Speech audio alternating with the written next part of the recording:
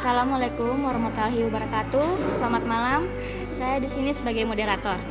Pada kesempatan kali ini, kami dari kelompok 4 akan membahas terkait kasus kecurangan akuntansi yang dilakukan perusahaan.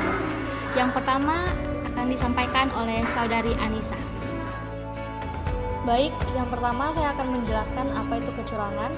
Kecurangan adalah perbuatan yang disengaja yang menimbulkan kerugian pada pihak lain. Misalnya seseorang yang membuat pernyataan palsu, menyembunyikan atau menghilangkan bukti yang penting. Dalam akuntansi dikenal dua jenis kesalahan, yaitu kekeliruan atau error yang mengandung unsur ketidaksengajaan dan kecurangan atau fraud yang biasanya memang disengaja untuk menaikkan harga saham perusahaan. Fraud adalah tindakan curang yang dilakukan sedemikian rupa sehingga menguntungkan diri sendiri, kelompok, atau pihak lain. Dalam hal ini perorangan, perusahaan, atau institusi. Selanjutnya Saudari Fatmawati. Ada beberapa faktor yang mendorong seseorang untuk melakukan kecurangan dalam pelaporan keuangan perusahaan adalah yang pertama, faktor general. Faktor general merupakan faktor yang berhubungan dengan organisasi sebagai korban perbuatan kecurangan. Faktor ini meliputi kesempatan.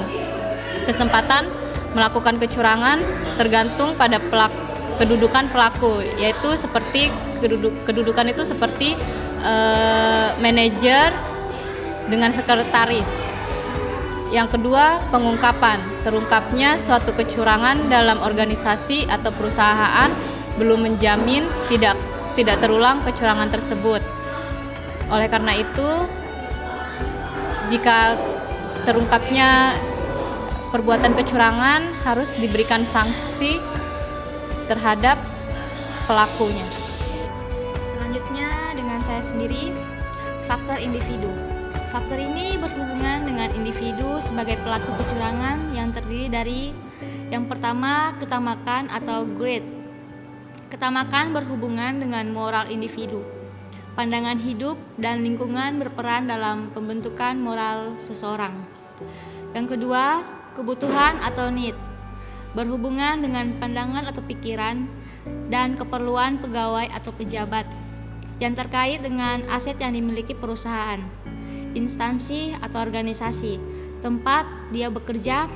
Selain itu, tekanan atau pressure yang dihadapi dalam bekerja dapat menyebabkan orang yang jujur mempunyai motif untuk melakukan kecurangan. Selanjutnya, Saudara Andika. Jenis-jenis fraud. Yang pertama, berdasarkan pelaku kecurangan. Yang kedua, kecurangan pegawai atau employee fraud adalah kecurangan yang dilakukan oleh pegawai dalam suatu organisasi kerja. Yang ketiga, kecurangan manajemen atau manajemen fraud adalah kecurangan yang dilakukan oleh pihak manajemen dengan menggunakan laporan keuangan atau transaksi keuangan sebagai sarana fraud. Biasanya dilakukan untuk mencurangi pemegang kepentingan atau sekretaris yang terkait organisasinya. Selanjutnya, Saudari Preti. Dalam keuangan terhadap aset atau misappropriation of assets adalah penyalahgunaan aset perusahaan secara sengaja untuk kepentingan pribadi. Biasanya sering dilakukan oleh pegawai atau employee seperti penggelapan kas, penggunaan fasilitas untuk kepentingan pribadi, dan sebagainya. Kecurangan dalam laporan keuangan atau fraudulent financial reporting adalah salah saji atau pengabaian jumlah dan pengungkapan yang sengaja dengan maksud menipu para pengguna laporan.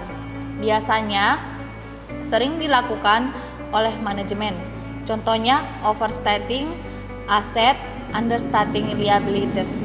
Contoh kasus kecurangan akuntansi atau yaitu WorldCom. Yang pertama, perusahaan telekomunikasi terbesar kedua di Amerika Serikat mengakui telah melakukan skandal akuntansi yang menyebabkan perdagangan sahamnya di bursa Nasdaq yang terhenti. Kedua, beberapa minggu kemudian WorldCom menyatakan diri bangkrut. Perusahaan telah memberikan gambaran yang salah tentang kerja perusahaan dengan cara memasukkan miliaran bisnis rutin sebagai belanja modal, sehingga labannya overstate sebesar 11 miliar dolar pada tahun 2002. Yang ketiga, perusahaan juga meminjamkan uang lebih dari 400 juta US dollar kepada Chief Executive Officer atau CEO-nya waktu Bernard Abyss untuk menutupi kerugian perdagangan pribadinya. Ironisnya, meski didakwa telah melakukan pemalsuan, konspirasi dan laporan keuangan yang salah, mantan CEO WorldCom tersebut mengaku tidak bersalah.